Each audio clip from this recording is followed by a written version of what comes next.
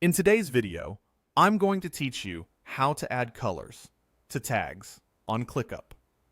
By the end, you'll know exactly how to find your tasks, create the right tags if you need them, and apply clear, consistent colors that make your work easier to scan and manage. Start on your ClickUp overview in your team space. On the left-hand sidebar, head to your spaces and hover over the space you want to work in. This just helps you quickly access the right area without changing anything yet. Open the lists view for that space so you can see your tasks laid out.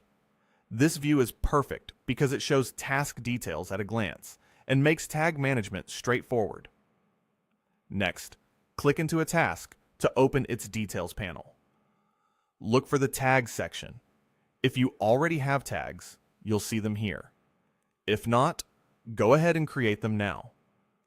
Keep tag names short and specific so they're easy to recognize in any view. For example, you might add one tag for a client or category, and then create a second tag to represent a priority or type of work. Adding more than one tag is totally fine. Just keep them meaningful and consistent. With your tags in place, it's time to color them. For each tag, click the three dots, or the ellipsis, next to the tag name. This opens the Tag Options menu, where you can choose a color from the palette. Pick a color that communicates something useful.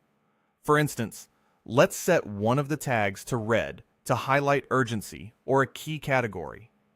As soon as you choose a color, the tag updates across the task view. Repeat the exact same process for the other tag.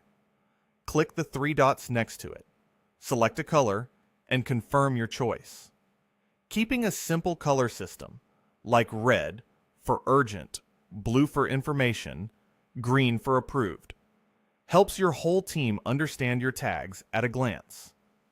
Aim for enough contrast so tags are readable in light and dark modes, and stick to a small set of colors to avoid confusion.